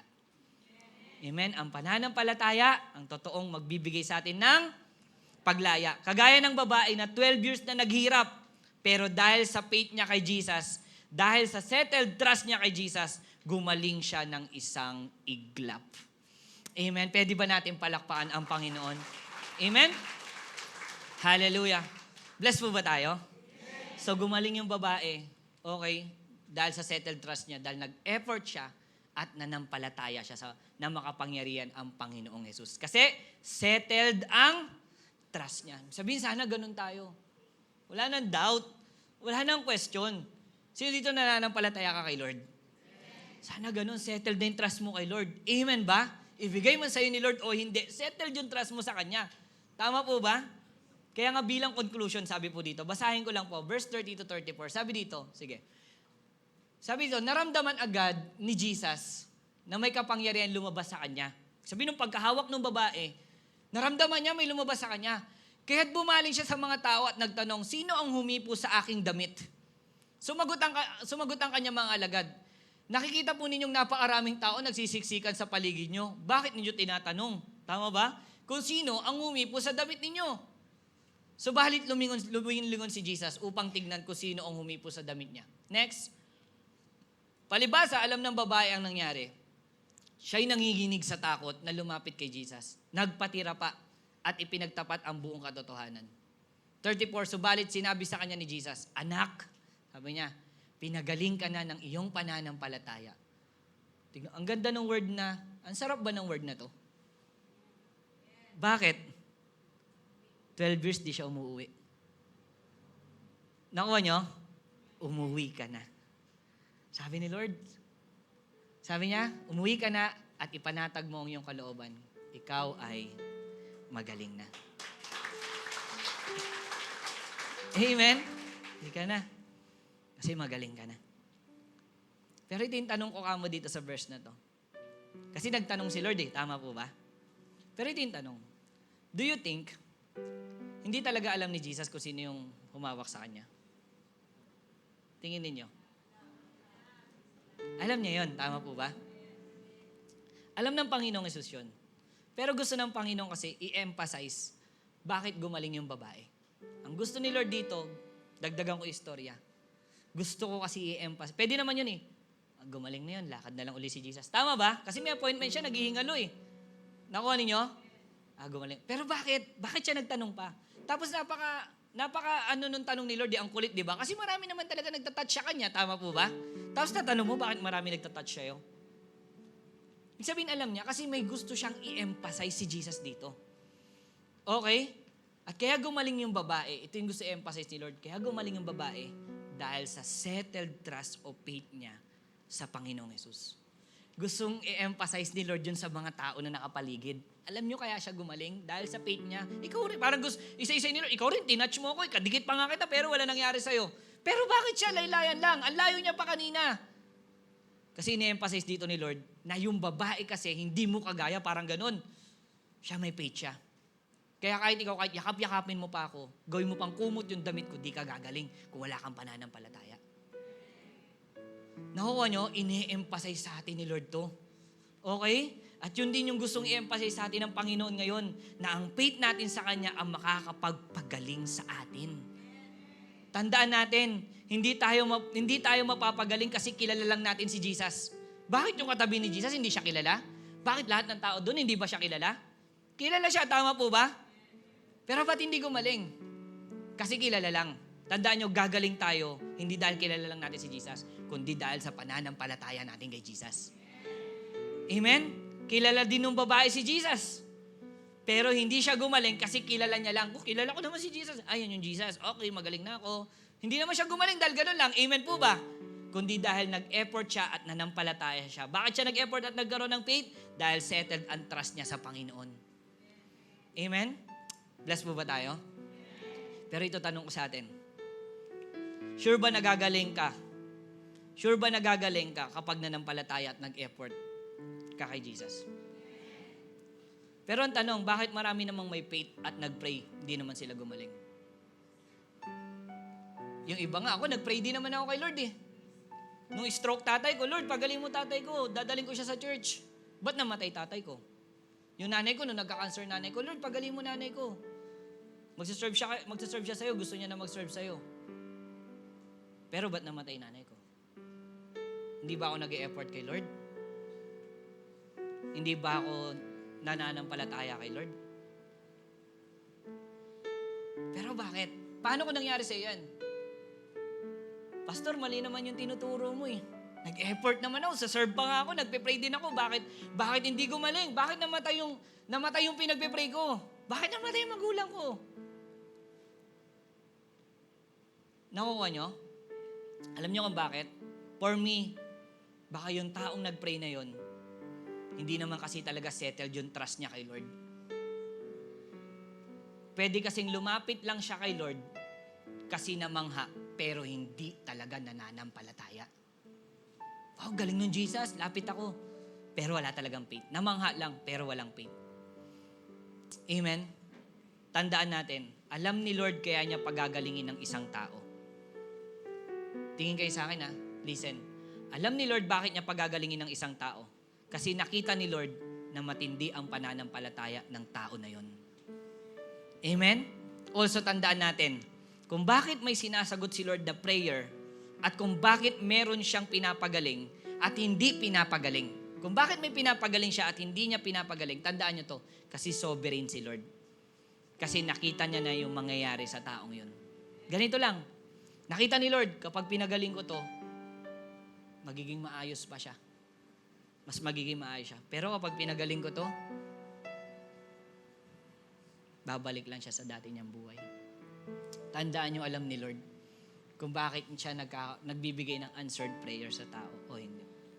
Naniniwala po ba kayong mahal tayo ni Lord? Sa mga magulang dito, mahal niyo po yung anak niyo. Tama po ba?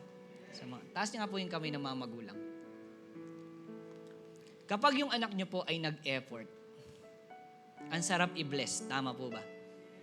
Pero kapag yung hinihingi po kaya nila ay ikasasama nila at nakikita ninyo ikasasama nila, ibibigay po ninyo.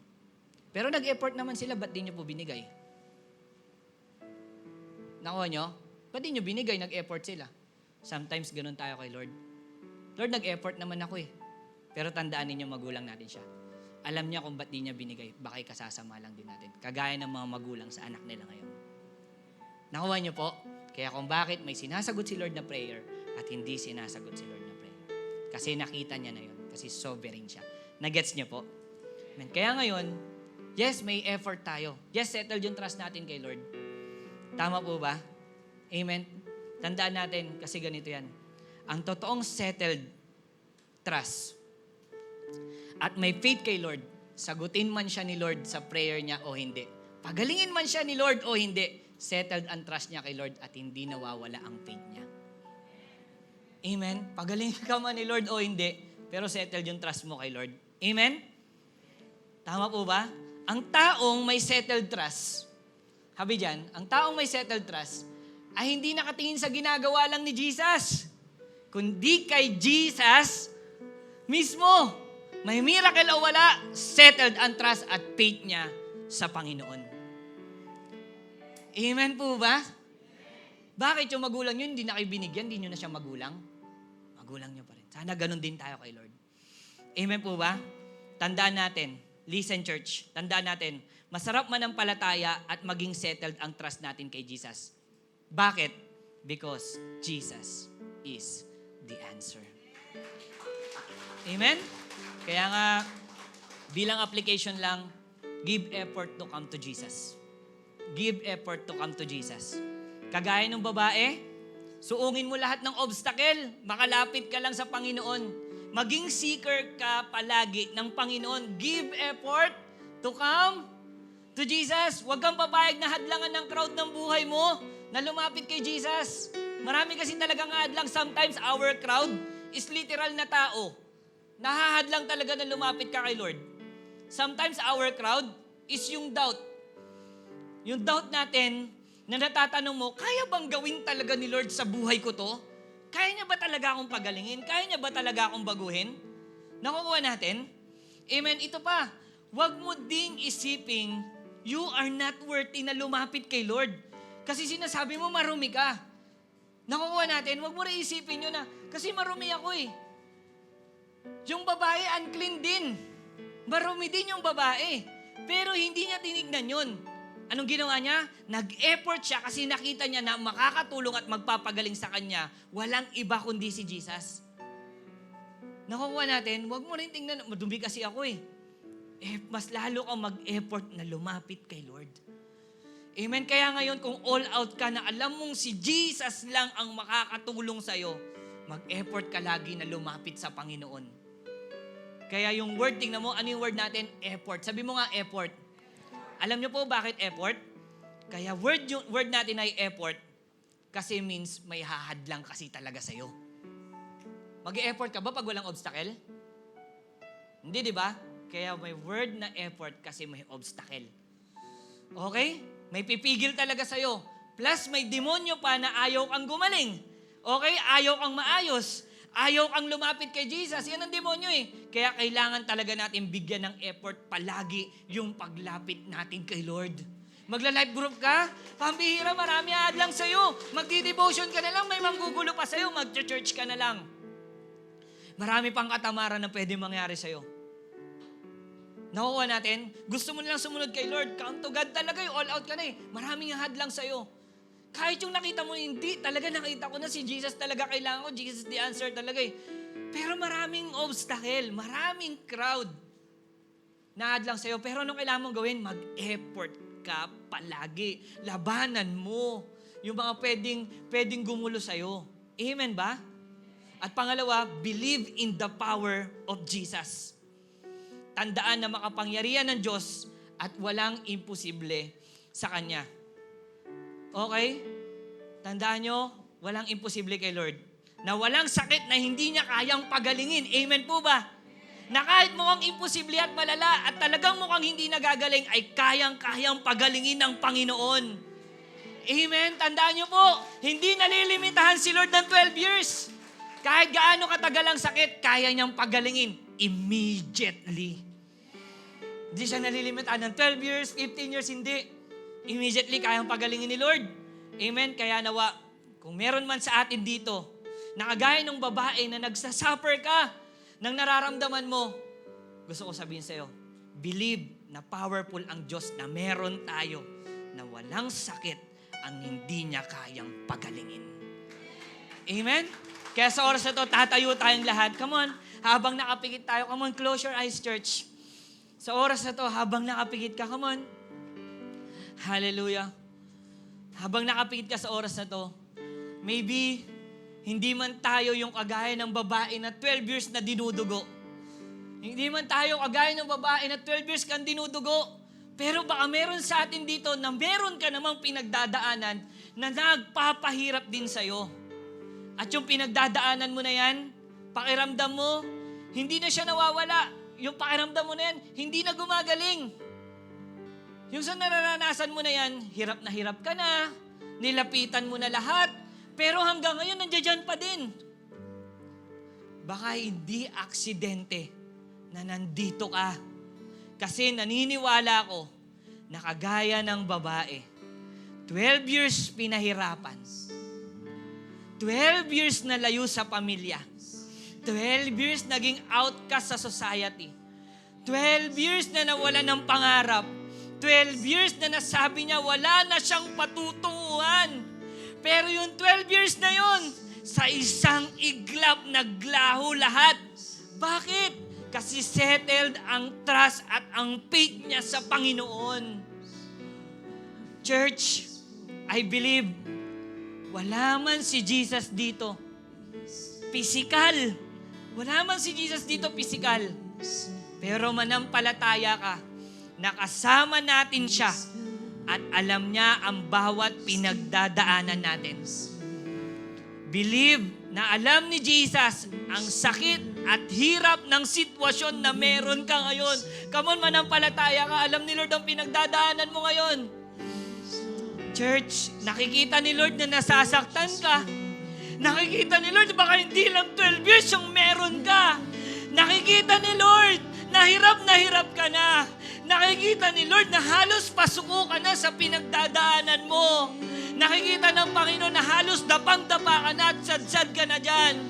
Nakikita ni Lord na halos hindi man nakikita pero duguan ka na sa pinagdadaanan mo. Hindi man 12 years, baka pwedeng 1 year, pwedeng 12 months, pwedeng 3 months, pwedeng matagal na yung pinagdadaanan mo. Church, kagaya ng babae, nakikita ni Lord yung pinagdadaanan mo ngayon. Come on. Pero tandaan, na kaya niyang tulungan at palayain at pagalingin ka sa isang iklap lang ngayong oras na to. At ang gagawin lang natin, church, ang gagawin lang natin, mag-e-effort lang din tayo na lumapit sa Diyos. Right now, Huwag kang magpapahadlang. Come on. May crowd. Pwedeng hinang-hina ka na. Pero mag-e-effort tayo na lumapit sa Diyos ngayon. Huwag kang papahadlang. At sa paglapit mo sa Kanya ngayon, manampalataya ka na parang hinahawakan mo ang laylayan ng damit ng Panginoon mo. At maniwala ka na kumikilos siya ngayon. Come on, right now, magkaroon tayo ng settled trust at pananampalataya sa Panginoon. Hindi natin siya kasama pisikal. Pero nakikita ka ng Panginoon. Come on, believe. Oh, thank you, God. I lift my hands and I lift my Come on, believe, Lord. Hirap na ako dito.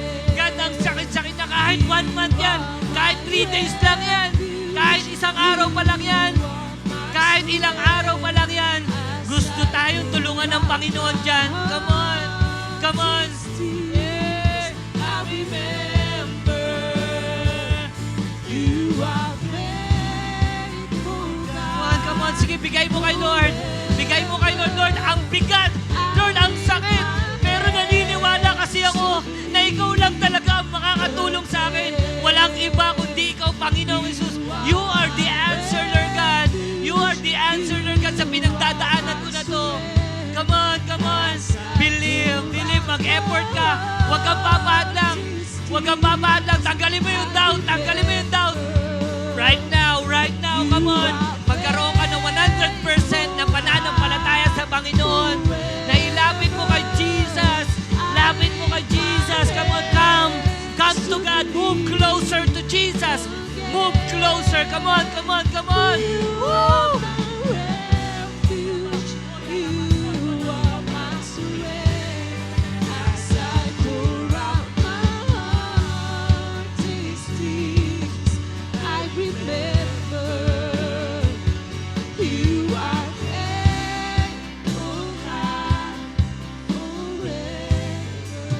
Church, right now, effort na mag-come sa Panginoon.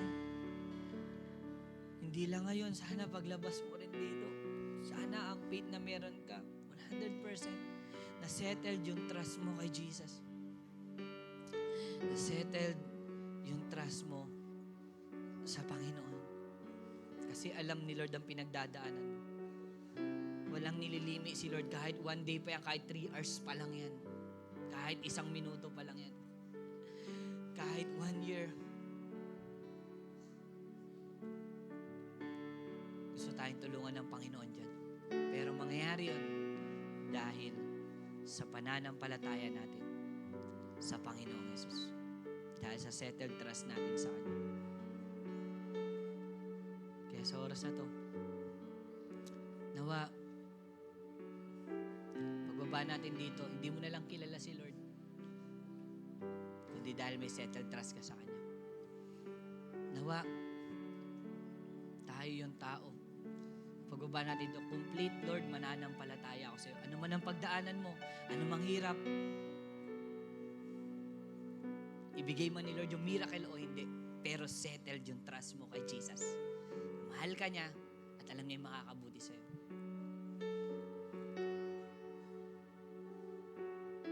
Hallelujah. Kung ikaw naman first time mo dito, gusto mo sa gantong gawain, sabi mo, Lord, sabi mo, gusto ko rin maranasan yan. Sabi mo, gusto mo maranasan din yung ganito. Para maranasan mo, ba't di ka lumapit ngayon sa Panginoon? You are welcome kay Lord. At tanggapin mo siya sa buhay mo bilang Panginoon at tagapagligtas ng buhay mo. At maniwala ka at manampalataya ka sa Kanya. Magkaroon ka rin ng settled trust sa Panginoon. Hallelujah. Kaya sa oras na to, Church, magkakaroon tayo ng communion. Come on, right now. And this time,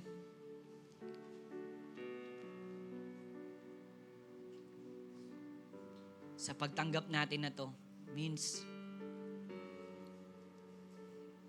inaalala natin ang ginawa ng Panginoon. Means, lalo kang mananampalataya, lalo kang magtitiwala na sa kanyang kamatayan, totoo yun, sa kanyang mga sugat, tayo ay gumaling. Tayo ay pinagaling. Wow! Kaya ngayon sa oras na to, tanggapin mo yan na pagpapaalala at mas lalo ka manampalataya sa Panginoon. Come on. Mas lalo ka manampalataya kay Lord. Come on. Thank you, Jesus.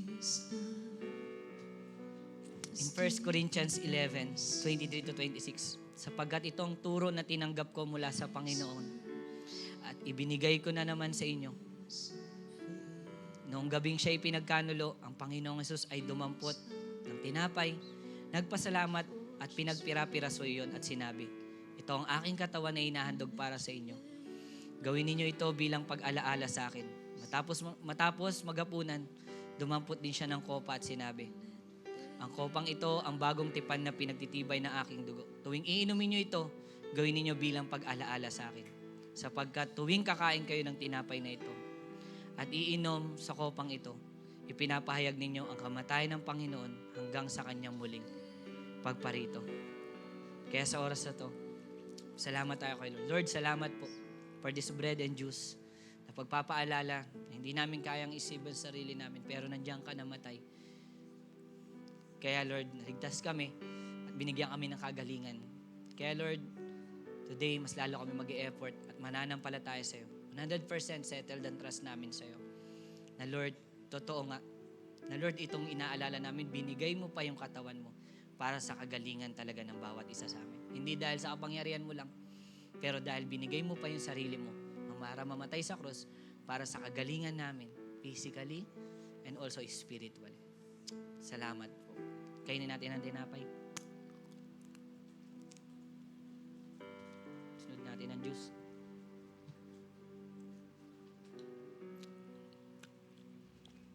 Kaya today, church, magkaroon tayo ng 100% na settled trust sa Panginoon.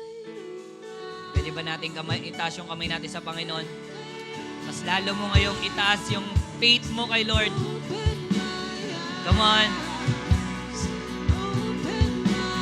Come on, let faith arise. Right now, lalabas ka dito na yung faith mo ay hindi nakagaya kanina, hindi nakagaya kahapon, pero hindi lang tumaas, kundi 100% na settled na yung trust mo kay Jesus. Come on! Pagalingin ka man ni Lord o hindi, may miracle man o hindi, may blessing man o wala, pero settled ang trust mo kay Jesus. Come on, let faith arise. Let faith arise. Come on. And open my eyes. Thank you, Jesus. And open my eyes. Yes. I lift my hands to believe. Come on. To believe again. You are Lord. You are my refuge. You are my strength. You are my healer. You are my provider. But also, God, you are the answer. Kompleto ka sa buhay namin, Panginoong Jesus. Ikaw pa lang, Lord, kompleto na. Ikaw lang ang sagot, Lord God. Lord, ikaw pa lang, Lord, sapat na. Kaya settled ang trust namin sa iyo. I lift my, come on, taas mo yung kamay mo kay Lord. Believe, come on, right now. Mas lalo ka manampalataya sa Panginoon, come on. And you are my strength. You are my healer, provider, generous God, powerful, strong tower. Thank you, Jesus. Oh, you are faithful, God, forever. I lift, come on, shout. And I lift my hands to believe. Come on, church, sing to God. You are Lord. You are my refuge. You are my strength. As I pour out my heart these days, I remember you are faithful, God, forever. Kung naramdaman mo na pinagaling ka ni Lord, kung naramdaman mo na may inayos sa'yo si Lord, bakit di mo palakpakan ng Panginoon? Come on. Hallelujah. Lord, salamat. Truly, God. Lalabas kami, Lord, na settle yung trust namin sa'yo.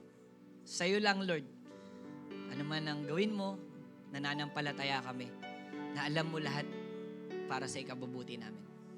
At kung may pagdaanan man kami, Lord, alam namin kung sino na yung lalapitan namin. Walang iba, kundi yung answer sa pinagdadaanan namin, ang Panginoong Yesus.